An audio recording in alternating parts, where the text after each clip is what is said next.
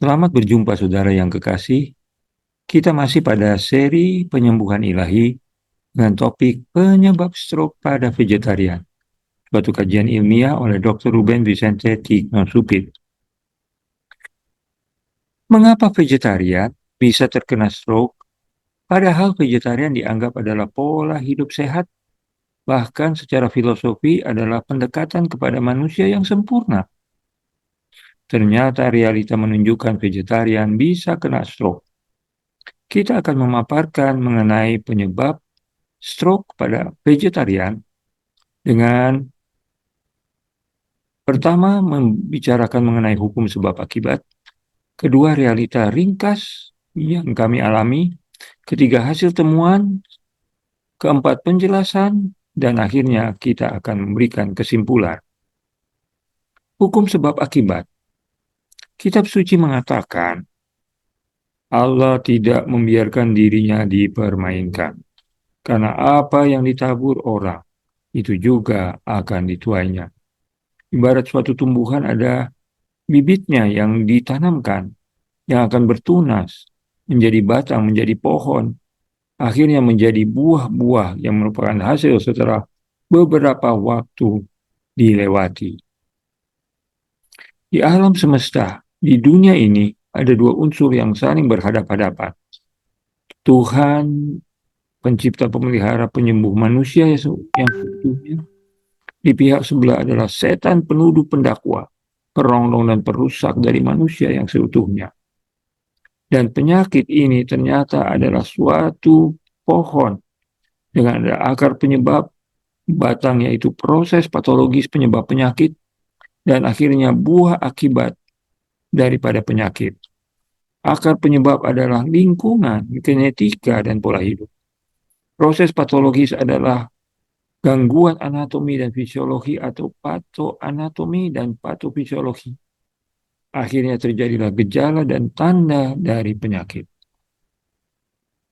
Pada tahun 2010, WHO, Badan Kesehatan Dunia, menyimpulkan 4 penyakit raksasa di dunia ini yang sebenarnya bukan dari infeksi, yaitu kardiovaskular, kanker, diabetes, dan paru-paru kronis. Kardiovaskular ini termasuk hipertensi, stroke, dan jantung koroner. Bahwa ini disebabkan oleh 4 kebiasaan atau pola hidup. Makanan yang tidak sehat, gerak badan kurang, tembakau, dan alkohol. Dan ternyata proses biologis yang sangat penting adalah disfungsi endotel atau gangguan daripada lapisan terdalam pembuluh darah yang nanti kita akan terangkan. Realita ringkas daripada stroke ini adalah sebagai berikut. Orang tua kami, Elisa Benjamin Kolano Supit, putra Minahasa dan ibu Madura, yang berprofesi sebagai ahli bedah, dan ibu kami Rizalina Quintos Tigno, seorang wanita Filipina dan seorang guru. Pada tahun 1954, kedua orang tua kami menjadi vegetarian di tempat yang berbeda atas kasih karunia Tuhan. Dan Tuhan mempertemukan mereka 1957 dengan pola hidup sehat vegetarian ini untuk saling berkenalan dan akhirnya melanjutkan kepada pernikahan yang kudus di kota Manila pada tahun 1961. Pada tahun 1962 lahirlah di kota Manila Ruben Vicente Tigna Supit, yaitu kami sendiri. Tahun berikutnya 1963 kedua orang tua kami kembali ke Bandung. Lahirlah adik saya Edwin Jess Supit yang sekarang ada di Guam, spesialis penyakit dalam, khususnya functional medicine. 1964 lahir di kota Bandung juga Benjamin Supit Junior yang sekarang berada di Hawaii sebagai bendahara Conference Hawaii.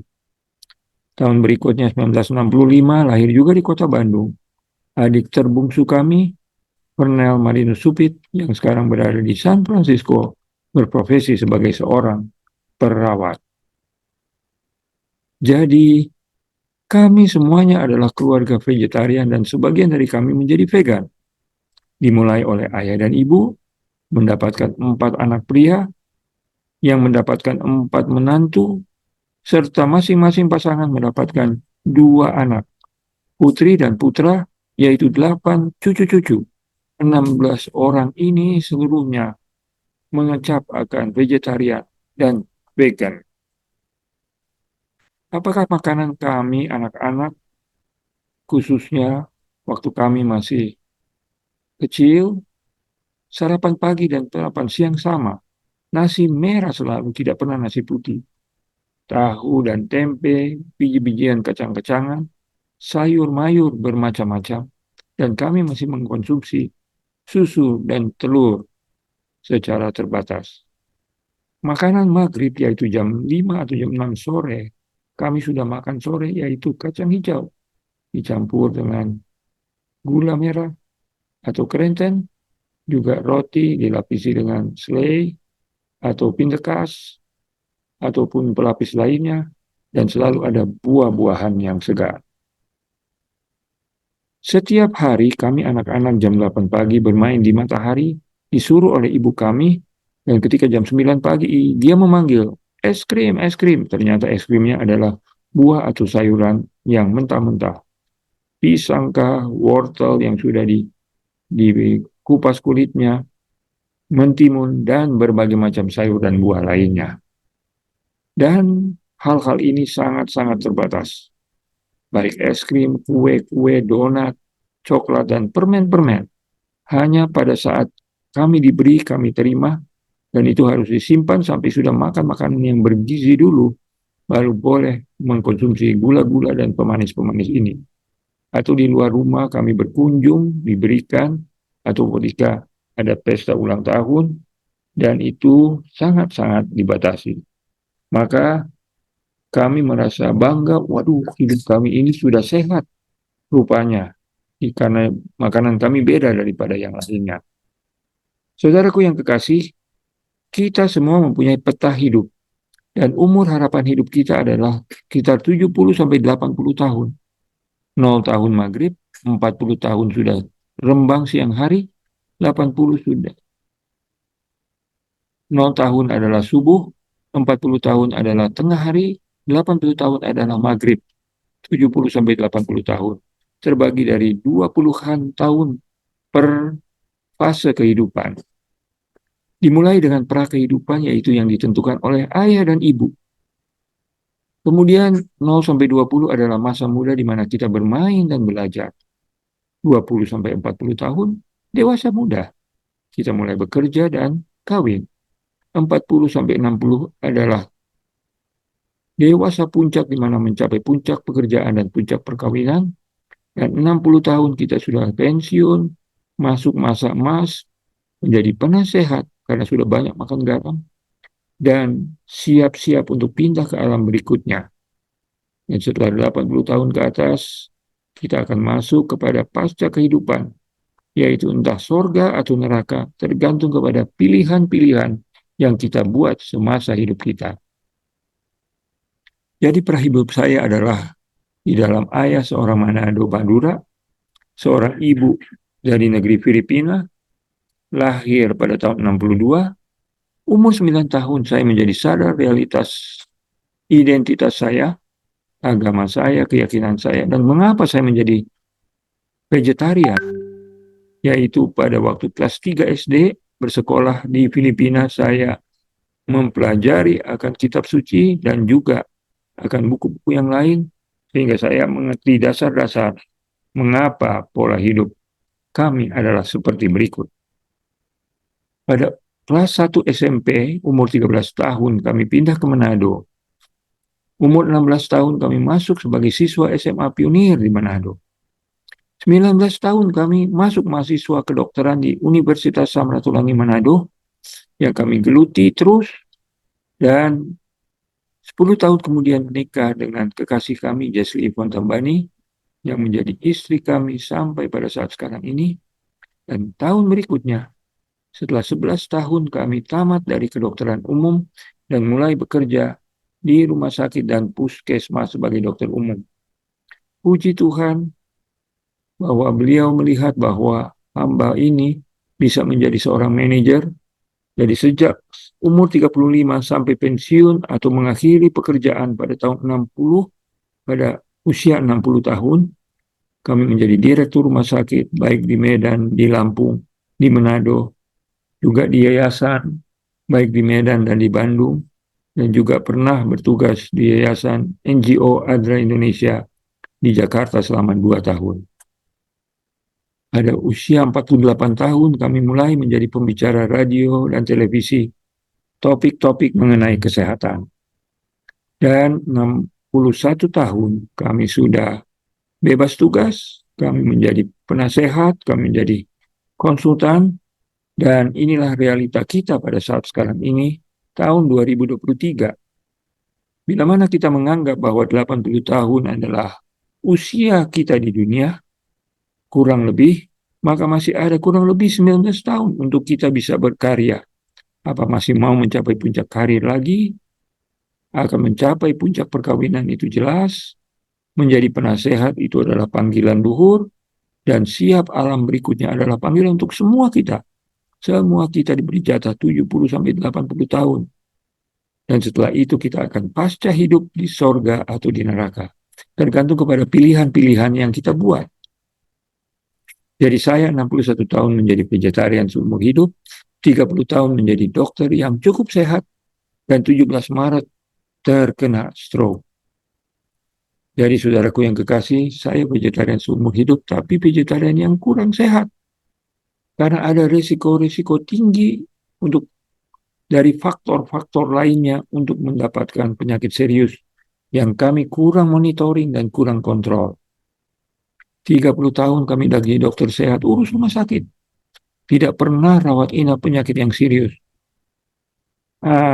Hipertensi progresif mulai 20 tahun yang lalu.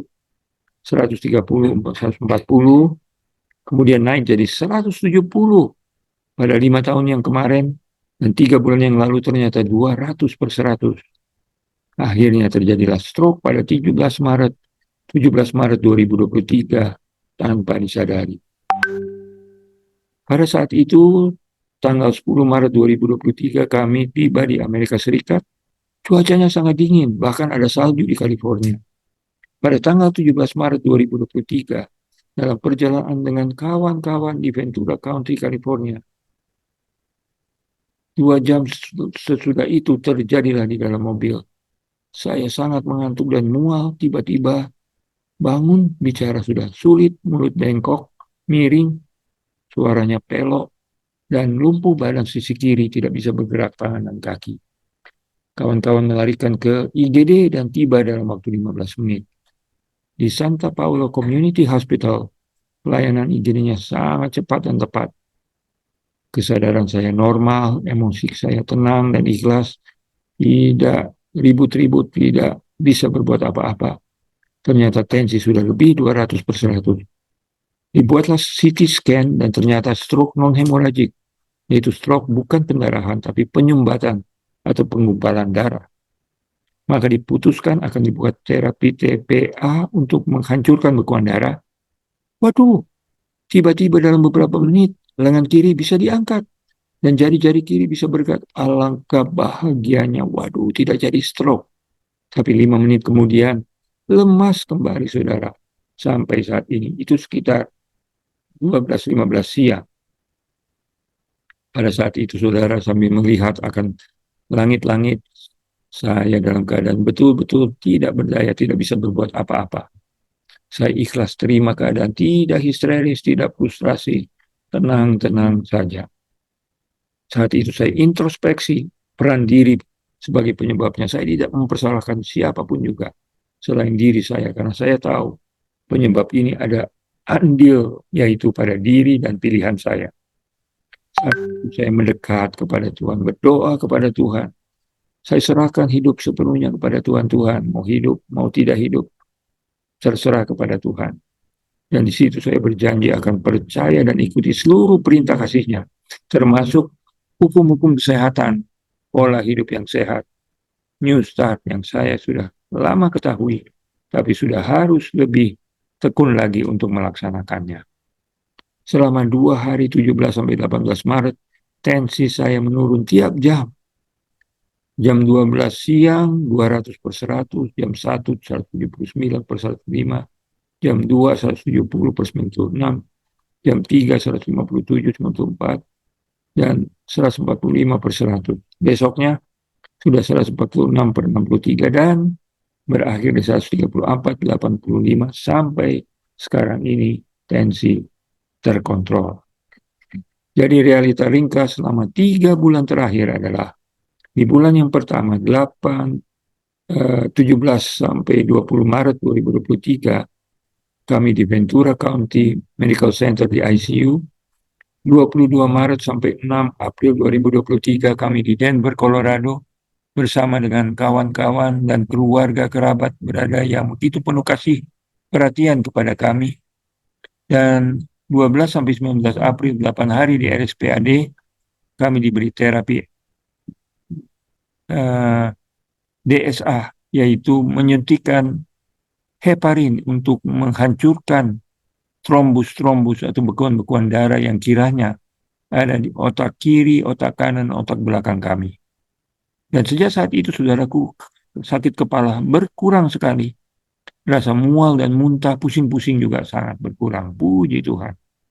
Dan sejak 19 April sampai 17 Juni ini, selama 2 bulan lebih kami berada dengan AM Wellness di Serpong dengan sahabat kami Rola Bawata. Sambil juga kami berobat ke RSA Bandung, Rumah Sakit Advent Bandung, ke Dr. Alvin Rantung untuk fisioterapi rehab medik, dan ke RSPAD untuk lanjutan brain stimulation, memberikan rangsangan listrik kepada otak untuk membangkitkan. Jadi demikianlah saudara, kita sekarang mendapatkan temuan-temuan. Apa yang kami temukan? Temuan yang utama adalah bahwa kami adalah vegetarian tapi resiko tinggi. Resiko tinggi itu karena akar penyebab kami adalah pola hidup kurang sehat, genetika kurang sehat, lingkungan ada gangguan, menyebabkan endotel rusak, glikokalit rusak, dan nitrik oksida rendah, maka mau tidak mau hipertensi, stroke, dan gangguan-gangguan gerak dari stroke terjadi. Dari pemeriksaan laboratorium ditemukan bahwa neutrofil dan leukosit cenderung tinggi, ini menandakan ada radang akut. Kemudian ada gangguan juga di kolesterol, khususnya LDL yang meninggi. Glukosa, ya 102 masih dalam keadaan yang normal. Pada tanggal 8 Mei 2023, atas anjuran adik kami, Edwin, kami memeriksa akan beberapa penanda-penanda laboratorium lainnya, yaitu mengenai peradangan, CRP, D-dimer, ternyata normal, kolesterol total normal, tetapi HDL, kolesterol yang baik kurang, dan kolesterol yang kurang baik, LDL, meningkat, bahkan lipoprotein 4 kali lipat, 3-4 kali lipat, dan ini adalah suatu penanda daripada stroke dan gangguan kardiovaskuler. Selain itu, trigliserida normal, tetapi vitamin D hanya 21, harusnya 30-100. Jadi kami kekurangan vitamin D karena kurang berjemur di bawah sinar matahari. Nah, ini lipoprotein A, saudara. Ini adalah protein yang mengangkat kolesterol dalam darah. Dan kalau kadar LPA ini tinggi, kemungkinan pembentukan plak aterosklerosis dan pembekuan darah di arteri, dan ini cocok dengan kondisi yang saya alami. Akibat LPA ini meningkatkan resiko penyakit kardiovaskuler termasuk stroke. Demikian secara ringkas hasil temuan kami. Penjelasannya, saudara. Penderita stroke di Indonesia sekarang ini ada sekitar 2 juta orang, yaitu 1 dari 8 penduduk atau 10,9% dari penduduk yang berumur 15 tahun ke atas, menurut Kemenkes 2018. Penderita stroke paling tinggi di Sulawesi Selatan, kemudian Yogyakarta, Sulawesi Tengah, dan Jawa Timur, menurut Riskesdas 2018. Penjelasan mengenai pola hidup yang kurang sehat pada vegetarian risiko tinggi adalah bahwa Gizi kami vegetarian tetapi belum sempurna. Dan minum kurang sehingga dehidrasi, gerak merah atau kurang, tidur terganggu juga merah, matahari kurang sangat merah. Syukur kami udaranya bersih, kami bertarak tetapi sebagian karena kurang bertarak di waktu dan di pikiran, karena mental, spiritual, sosial ada gangguan. Stres akibat kerja, kerja otak yang berlebihan. Nah inilah saudara vegetarian, tetapi resiko tinggi untuk penyakit seperti stroke dan darah tinggi. Kita coba analisa saudara, saya vegetarian tapi masih makan pizza. Coba kita nilai suatu pizza ukuran sedang saja. Ternyata saudara, garamnya sangat tinggi dan seratnya sangat kurang. Garam pada potongan pizza sedang itu kalau kita makan satu potong itu 640 miligram. Sedangkan setiap hari menurut penelitian kita hanya butuh 115 sampai 575. Apalagi kalau kita makan dua potong bisa 1280 miligram garam. Sehingga kalau kita makan pizza kita kelebihan 100% sampai 1000% sodium yang menyebabkan darah tinggi. Juga serat kita kurang. Serat ini sangat bermanfaat. Serat pada pizza itu hanya 2,5 gram sampai 5 gram. Atau kebutuhan hanya memenuhi 1-6% kebutuhan. Sangat-sangat sedikit, saudara. Sedangkan 1 sendok teh garam itu ada 2000 miligram sodium. Waduh, kebutuhannya itu sudah berlipat kali ganda kalau kita makan asin-asinan setiap hari. Saudaraku, saya juga tidak membatasi dari mie instan kalau ada, bahkan kita senang. Dan kita seringkali makan mie instannya dengan juga bumbunya. Ternyata sama seperti mie ini dengan pizza. Garamnya 861. Lalu kita makan 2 bungkus 1700. Dan kalau ditambah dengan bumbunya, kita bisa berlipat kali ganda kita punya gula sampai 200% lebih tinggi, bahkan 2000%. Ini sangat berbahaya untuk penggunaan mie instan 3 kali sehari selama-lamanya. Ada remaja-remaja, ada anak-anak yang makan mie setiap kali makan. Untuk keadaan darurat, oke, dibolehkan karena kita memang kekurangan zat-zat gizi. Tapi untuk keadaan yang sehat, itu sangat tidak baik atau merusak kesehatan kita. Saya juga minum kurang, sedangkan saudara tahu bahwa kita harus minum 1,8 liter per hari. Bahkan di Amerika bagi pria 3,7 liter dan wanita 2,7 liter. Jadi minimal sekitar 2,5 liter per harinya. Dan saya juga sangat kurang, apalagi waktu di tanah Amerika dingin, kami sangat kurang untuk minum air. Gerak badan kurang, dan ini sangat-sangat mengganggu sekali. Bayangkan orang-orang yang hidup sampai 100 tahun di zona biru. Mereka berkebun, berjalan kaki, memasak, bekerjaan sehari-hari. Mereka tidak main di gym, tetapi mereka sehat karena mereka bergerak. Anjurannya adalah berjalan kaki, bersepeda, menari tai chi, dan berkebun. Itulah olahraga yang sehat. Tidur kurang. Kita butuh 7-9 jam per hari. Jadi setiap malam harus 7-8 jam. Jadi kita harus hati-hati bila mana kita kurang tidur, dan kita harus mudah tertidur, tetap tertidur, bangun sudah rasa istirahat cukup, dan tidak menggunakan topangan obat-obat tidur.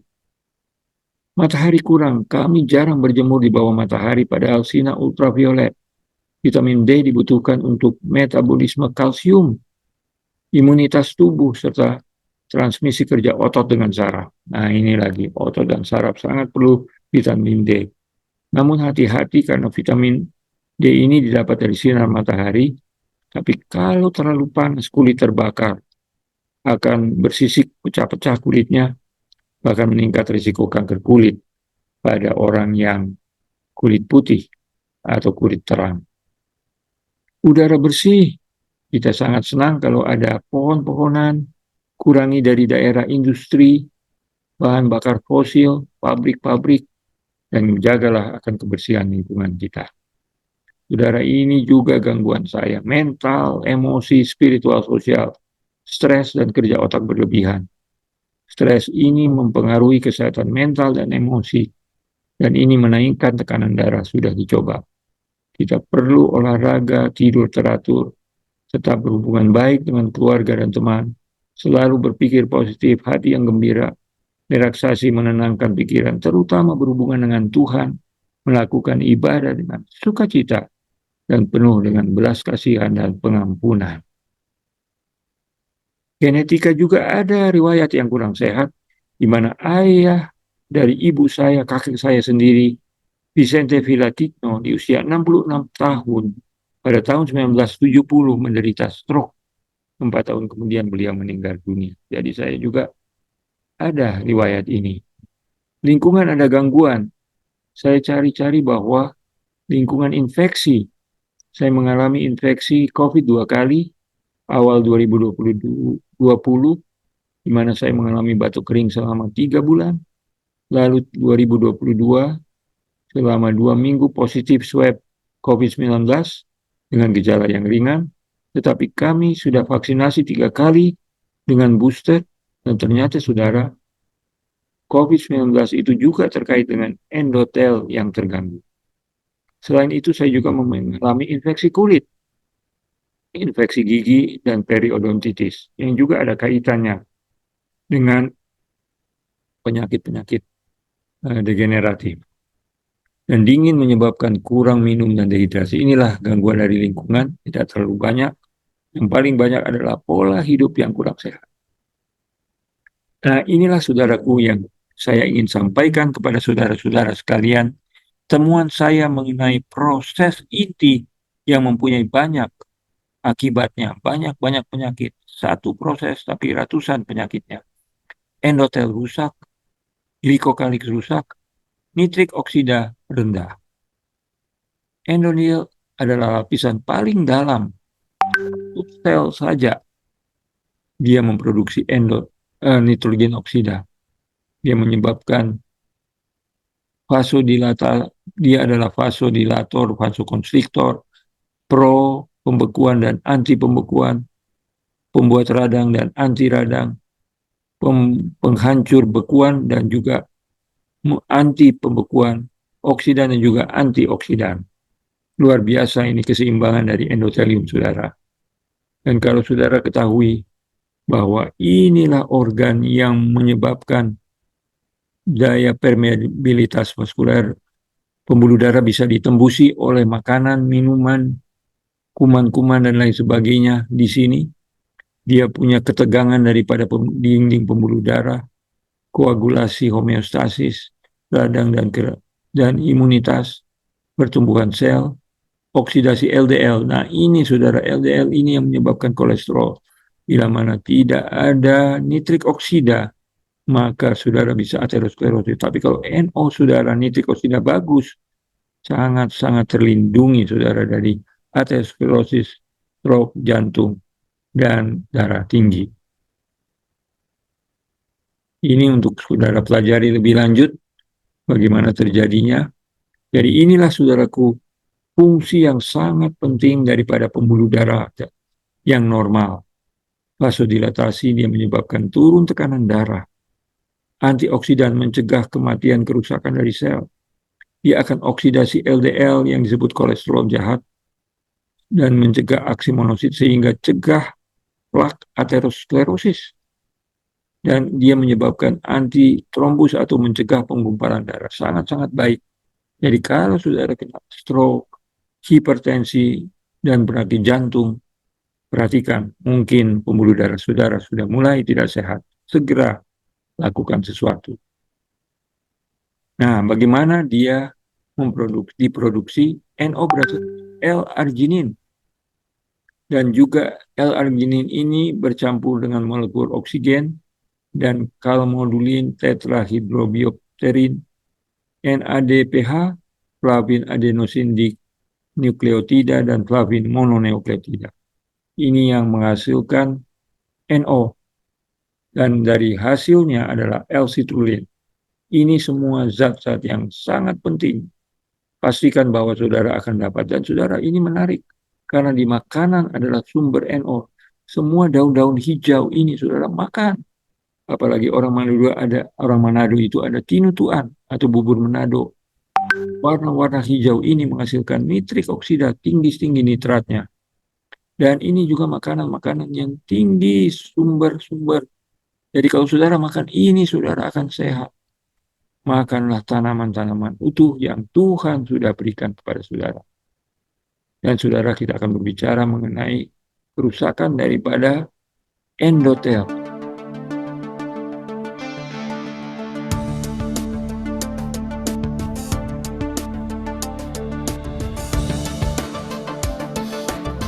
What do these diseases have in common?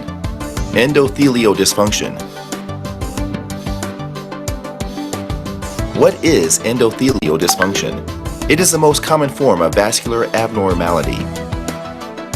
Endothelial cells are the inner lining of blood vessels. Each artery has 3 layers: the endothelial layer, medial layer, and adventitial layer. The endothelial layer is the innermost layer, the so-called brain of the arteries, and is considered the most important layer. What is endothelial function? Endothelial function is a misnomer. Endothelial cells have multiple functions. The vascular endothelium serves multiple functions. It regulates fluid and molecule traffic between blood and tissue. It is an anticoagulant surface. It contributes to vascular homeostasis and repair. It plays a central role in angiogenesis and tissue wound healing. It plays a vital role in vascular tone and blood flow regulation. Assessing this function is the most practical way of measuring endothelial function. Endothelial function is the most important function of the vascular system. The most well-known and visible function of endothelial cells is their ability to increase blood supply by dilating the artery when needed. This ability is also referred to as vascular reactivity, which denotes the competency of the vascular system to respond quickly and deliver more blood to organs when needed. Vascular reactivity is the most important element of vascular function. Therefore, impaired vascular reactivity, vascular dysfunction, and endothelial dysfunction are used here interchangeably. What causes endothelial dysfunction? There are a number of factors that intoxicate endothelial cells and impair their function.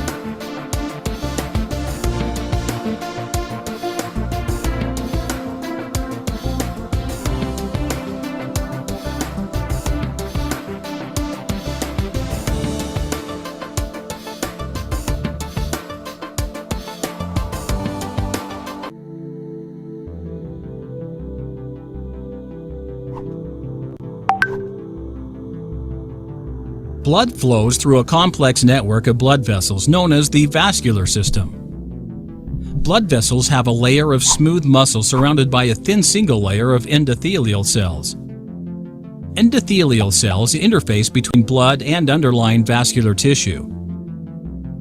They can respond to changes in blood pressure and blood flow that occur with each cardiac cycle. During cardiac activity, endothelial cells produce factors that can lead to changes in the vessel wall, such as vasodilation or widening of the blood vessel. Endothelial dysfunction is a state of activation of the endothelial cells that can impair blood flow and circulation, causing problems for exercise performance and sexual health. Endothelial function and blood flow are important for wound healing and aid in the delivery of oxygenated and nutrient-containing blood to the wound for its repair. Endothelial dysfunction is an early step in the development of vascular disease and decreases the suppleness of arteries, leading to increased blood pressure. Endothelial dysfunction impacts platelet aggregation and how immune cells interact with the vessel wall. It may also contribute to atherosclerosis and progression to heart attack and stroke. Factors contributing to endothelial dysfunction include oxidative stress, inflammation issues related to methylation and methylation capacity, and high plasma glucose. aging is also associated with endothelial dysfunction. Ya, jadi saudaraku, itulah kita melihat bahwa kerusakan daripada endotel lapisan pembuluh darah paling dalam menyebabkan banyak penyakit, stroke, demensia, pikun, Alzheimer, degenerasi makula mata, penyakit gigi periodontal, serangan jantung, gagal jantung, nyeri jantung, hipertensi portal, apnea tidur, diabetes, gagal ginjal, preeklamsia kehamilan, disfungsi ereksi, penyakit arteri perifer, penyakit Raynaud, kaki diabetes.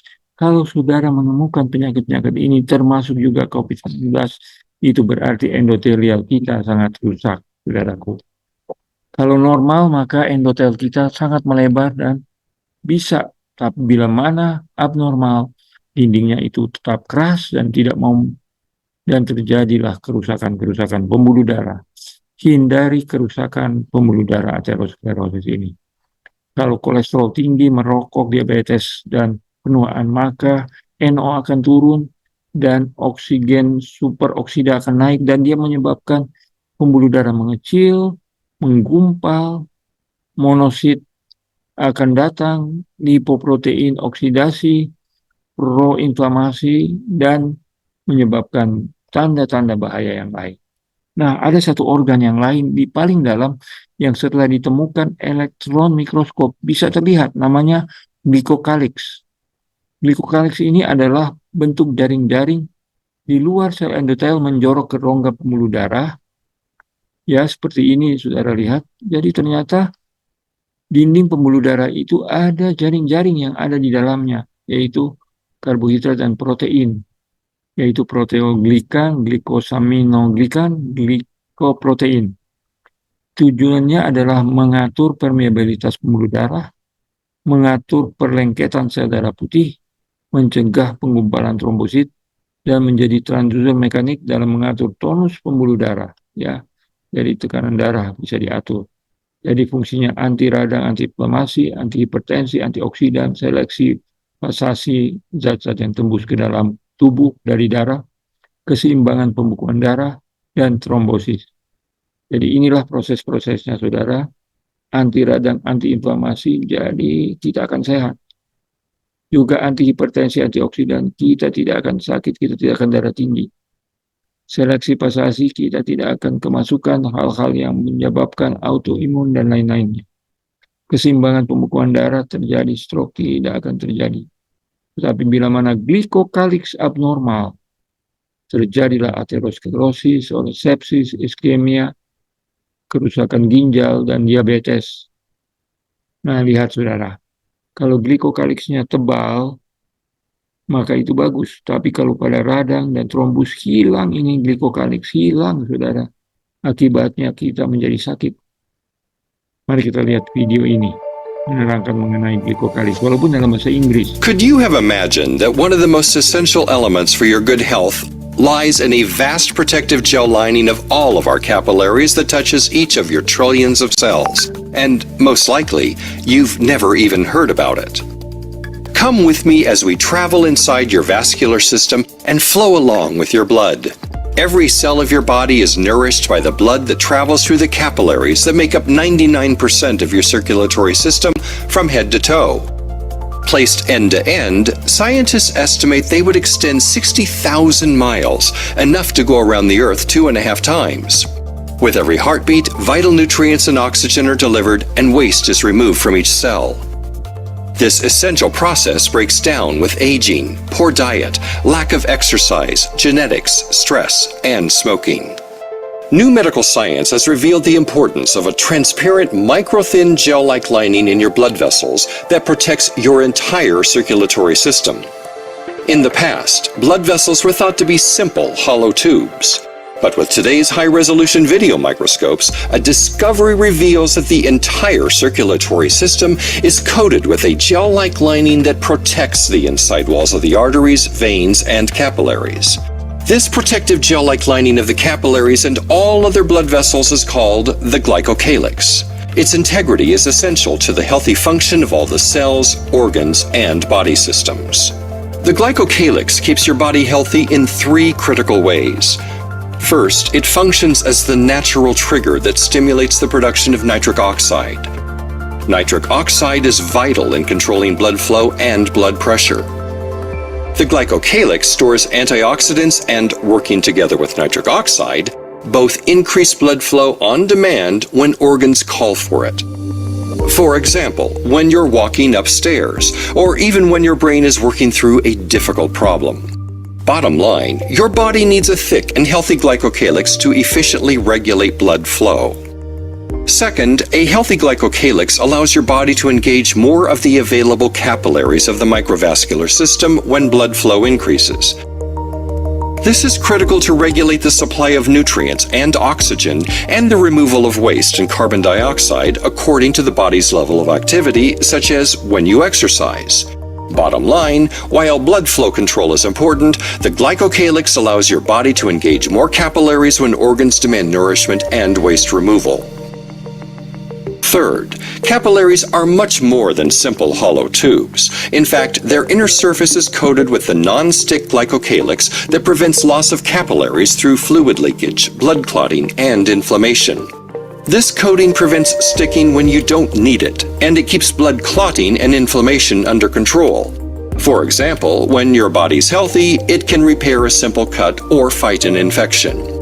Bottom line, a healthy glycocalyx not only engages more capillaries when blood flow goes up, but it also protects the capillary network and even the entire vascular system from deterioration and loss. Ongoing clinical research from more than 85 studies confirms that a compromised glycocalyx and a damaged microvascular system are linked to organ starvation. Early warning signs of organ starvation include cold hands and feet, leg cramps, skin problems, hair thinning, fatigue, lack of focus, memory loss, certain eye problems, hearing loss, severe PMS, erectile dysfunction, high blood pressure, and even type 2 diabetes. Emerging research is beginning to show that it's not too late to slow down or even reverse the breakdown of the protective properties of the glycocalyx. Learn more about this and how to restore, protect, and regenerate the glycocalyx at microvascular.com. Jadi saudaraku, bila mana endotel, glycocalyx, dan nitros oksida NO itu mulai rusak, terjadilah aterosklerosis. Saudara tidak akan mengalami pengerasan pembuluh darah bila mana lapisan-lapisan yang disebut tadi itu sehat. Nah, inilah saudara. Akhirnya 10 tahun belum ada plak ataupun aterosklerosis. 20 tahun masih belum. 20 tahun sudah mulai, 30, 40, 50 sudah semakin tebal, 60 hati-hati. Mulailah terjadi gejala-gejala dari aterosklerosis. Ini kita akan bicarakan lebih lanjut di saat yang lainnya. Akhirnya saudara, aterosklerosis dan gangguan endotel tadi jadilah hipertensi. Inilah yang saya alami saudara, dan akhirnya bisa terkontrol. Dan ini hal yang saya ingin sampaikan saudara. Saya mentensi jam 5.43 pagi, tekanan darah saya 145/80. Lalu saya coba berpikiran yang gembira-gembira, yang senang, udara segar, bunga-bungaan. Dalam waktu 1 menit, tekanan darah saya turun 116. Dalam 1 menit lagi, masih 126.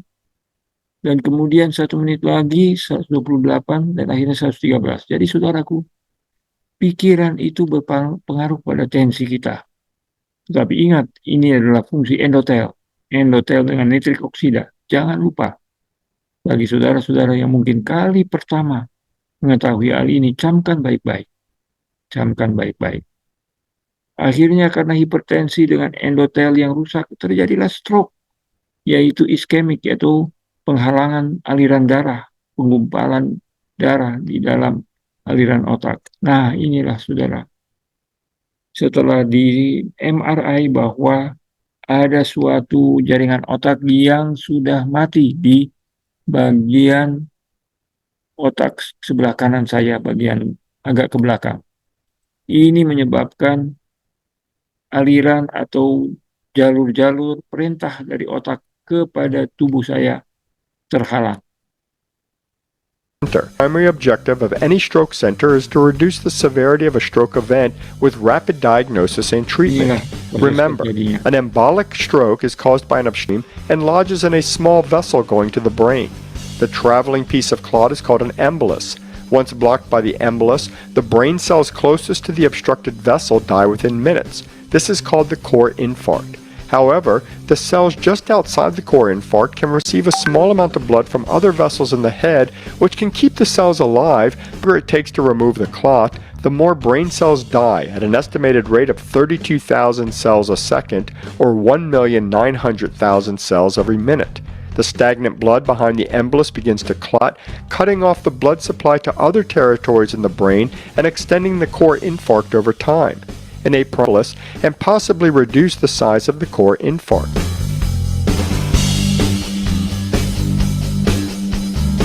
The stroke. Jadi saudaraku, saya mengalami suatu embolus yang menutupi akan aliran darah. Dan setelah tertutup, maka darah yang tertahan di situ menjadi gumpalan darah baru. Pada waktu diberikan obat, trombus baru ini hancur, tapi trombus yang lama itu tetap. Sehingga selama beberapa menit dia membaik, tapi setelah beberapa menit dia memburuk kembali. Jadi inilah penjelasannya. Dan sel-sel otak harus cepat diselamatkan. Setiap detik 32.000 sel mati. Dan dalam 1 menit 1,9 juta sel mati juga. Lokasi daripada stroke saya ini adalah di bagian kapsula interna bagian belakang, seperti ini. Jadi pembuluh darah inilah yang terkena. Nah, pembuluh darah inilah yang terkena, saudara. Sehingga gejalanya itu dia mengena kepada daerah, terutama paling berat ini adalah daerah tangan dan jari-jari tangan. Ya, itu yang paling kena. Nah, di mata, di leher, di hidung, di lidah, dan di pita suara tidak terlalu terganggu. Walaupun ganggu sedikit, tapi yang paling berat itu ada di sini. Nah, inilah titiknya, titik kerusakannya. Akibatnya, saudara, saya mengalami kelemahan dari sisi kiri. Tetapi setelah 1 bulan, pada tanggal 17 April 2023, kaki saya yang selama ini tidak bisa bergerak, ternyata pada hari itu sudah mulai bisa digerakkan sedikit-sedikit. Dan sampai sekarang, jari-jari kaki saya sudah mulai bisa Naik ke bergerak. atas lagi? Iya, Oh, puji Itu Tuhan. Dari sekarang adalah belajar cue-nya. jalan. iya. Jadi inilah akibatnya. Yang syukur saya tidak kena Dua-dua di bisa bagian tarik, dua-dua. sensorik saya bagus, hanya Kiri motorik kanan sebelah tuh. kiri. Untung fungsi-fungsi Dulu vital begitu. atau Sekarang fungsi-fungsi luhur, berpikir, bicara, salah. dan berbahasa, bisa mengerti, itu tidak terganggu. Puji Tuhan. Puji Tuhan. Jadi khususnya motorik dan pembicaraan terus. sedikit terganggu, itulah yang terjadi. Akhirnya, saudaraku yang kekasih, tangan saya ini yang awal-awalnya tidak bisa bergerak, setelah bulan kedua masuk bulan ketiga, sudah mulai bisa bergerak walaupun ini masih di lengan bagian atas. Jari-jari masih belum bisa bergerak dengan baik. Tapi puji Tuhan, ini sudah mulai ada kemajuan. Ini di 3 bulan, posisi 3 bulan, saudara. Kita harap di 6 bulan, itulah yang diharapkan perbaikan yang maksimal bisa terjadi. Kaki saya sudah bisa digerakkan, diangkat-angkat, diluruskan, ditekuk, fleksi, dan diluruskan ekstensi sudah bisa. Dan juga ini yang terjadi baru-baru ini adalah jari-jari kaki sudah mulai boleh bisa bergerak. Walaupun sangat-sangat terbatas. Tetapi inilah akibat daripada stroke. Puji Tuhan, saudara, bahwa stroke saya terjadi, tetapi masih bisa hanya kepada motorik, sensorik masih bagus. Dan puji Tuhan. Nah, jadi apa kesimpulannya, saudaraku? Ada 5 kesimpulan yang kita buat. Pertama, hukum sebab akibat masih berlaku. Hukum sebab akibat apa yang saudara tanam apa kelakuan saudara, perbiasaan saudara, itu yang akan saudara tuai sebagai akibatnya. Dan ini adalah sesuai dengan firman Tuhan, ada pertimbangan Tuhan. Maka saudara, mendekatlah kepada Tuhan selalu. Itu yang pertama. Kedua, vegetarian bisa kena penyakit serius termasuk stroke, hipertensi, jantung, kanker juga. Oleh sebab itu, tidak ada yang lepas daripada lebih teliti pengawasannya. Medical check-up, monitoring, controlling. Ketiga, vegetarian tetapi risiko tinggi. Vegetarian belum tentu sehat karena pola hidup, gen, lingkungan yang dalam kondisi negatif. Keempat, ada proses patologis dan saudara perlu pelajari endotel glycocalyx rusak, nitrik oksida rendah, aterosklerosis adalah inti daripada banyak penyakit yang kita sudah sebutkan. Kita boleh kupas lebih lanjut lagi mengenai penyakit-penyakit tersebut. Dan yang kelima, semoga tidak pernah hipertensi dan stroke. Dan kalau boleh tidak pernah. Dan kalaupun, kalau boleh jangan stroke kedua atau ketiga. Bila mana saudara perhatikan nomor 1 dan nomor 4. Ini adalah karya Tuhan bagi kita sekalian. Jadi saudaraku, sejak Maret sampai Mei, Juli, Agustus, ini adalah perjalanan menuju pemulihan. Saya harus berjalan, tetapi saya berjalan dengan Tuhan. Dan istri, anak-anak, keluarga, kerabat, sahabat-sahabat semuanya. Doa-doa saya ucapkan banyak-banyak terima kasih. Tuhan akan beserta dan Tuhan yang ditinggikan. Karena melalui stroke ini ada berkat, yaitu saya menjadi semakin rohani, semakin mesra dengan Tuhan Yesus. Dan semoga itulah yang penting. Selamat masuk di dalam kerajaan sorga bersama dengan saudara-saudara yang lain. Kita rame-rame masuk ke dalam kerajaan Tuhan, rumah kita yang sebenarnya kita kembali. Kita tinggalkan dunia ini dan terima Yesus sebagai Tuhan, Juru Selamat, kebenaran, jalan, dan kehidupan. Tuhan kiranya memberkati kita sekalian.